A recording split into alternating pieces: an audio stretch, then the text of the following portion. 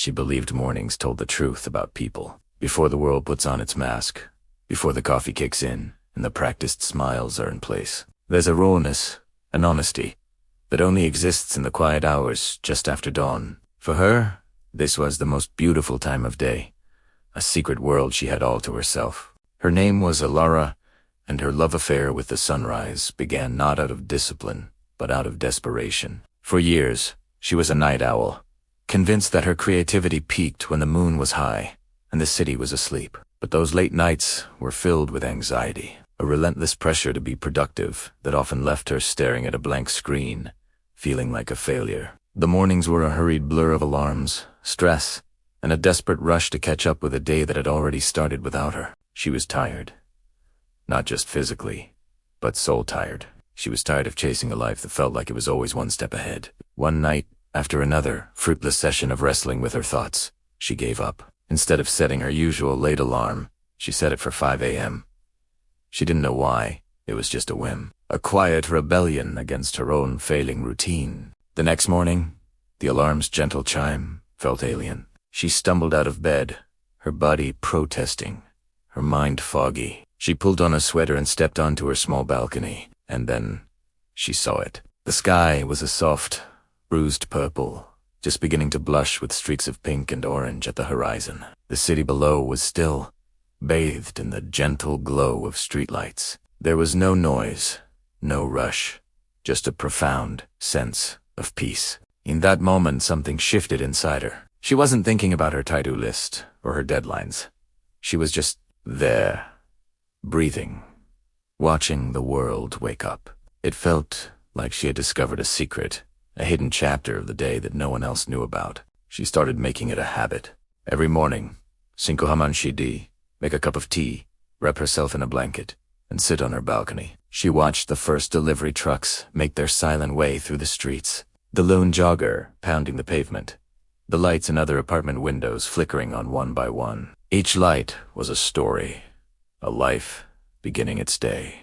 She started to see the morning people in their natural state. The stern-faced businessman from down the hall would tenderly water his window box of geraniums before putting on his corporate armor. The young, loud couple next door would stand on their balcony, not speaking, just holding hands and watching the sunrise before their daily bickering began. These were the truths the morning revealed. Elana found that her own truth started to emerge in these quiet hours. Without the pressure to create, ideas began to flow naturally. She started bringing a notebook with her. She didn't force herself to write. She just jotted down thoughts, observations, fragments of dreams. The sight of a single bird on a wire, the changing colors of the sky, the smell of rain on the pavement, it all became inspiration. Her writing became more honest, more real. Her friends didn't understand. 5 a.m. You're crazy. They say. I could never do that. But Alara knew it wasn't about discipline or being a morning person. It was about finding a space that was entirely her own, a time when she could hear her own thoughts without the world shouting over them. She started exploring her neighborhood in the early hours. She discovered a small bakery that opened at dawn, the smell of fresh bread a warm welcome in the cool air. The baker, a man with flour-dusted hands and a kind smile, would always have a fresh croissant ready for her. They didn't talk much, but their shared appreciation for the early morning created a quiet bond. She discovered the parks, empty and serene, the dew glistening on the grass like a carpet of diamonds. She'd walk for hours, watching the squirrels and listening to the crescendo of the dawn chorus. She felt more connected to nature, to her city, and most importantly, to herself. The mornings healed her. The anxiety that had plagued her nights began to recede. She felt more centered, more in control of her life. She wasn't rushing anymore. She was starting her day with intention and peace. This calm energy carried her through the rest of the day. Her work improved, her relationships deepened, and she felt a sense of contentment she hadn't experienced in years. One morning, about a year into her new routine, she was sitting on her balcony, notebook in her lap, when she saw a new light flicker on in the building across the way. A figure appeared on the balcony, a young woman who looked tired and lost. She was holding a coffee mug, staring out at the horizon with a look of quiet desperation that Alara knew all too well. Alara watched her for a few moments. Then, she raised her own cup of tea in a silent toast. The woman across the street seemed startled at first. Then a small, genuine smile touched her lips. She raised her mug back. In that simple gesture, a new connection was made. Ilara realized that her secret world wasn't just for her.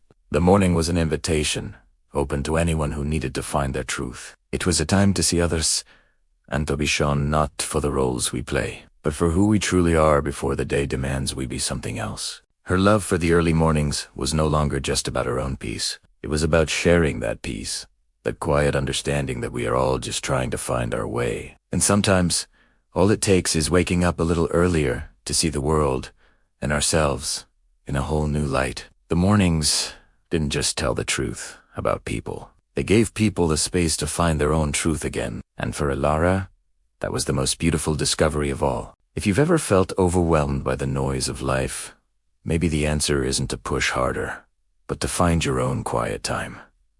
Maybe it's 5 a.m., maybe it's midnight. It's about finding that space where you can just be. Thanks for listening to this story. If it resonated with you, I'd love it if you'd subscribe for more. See you next time.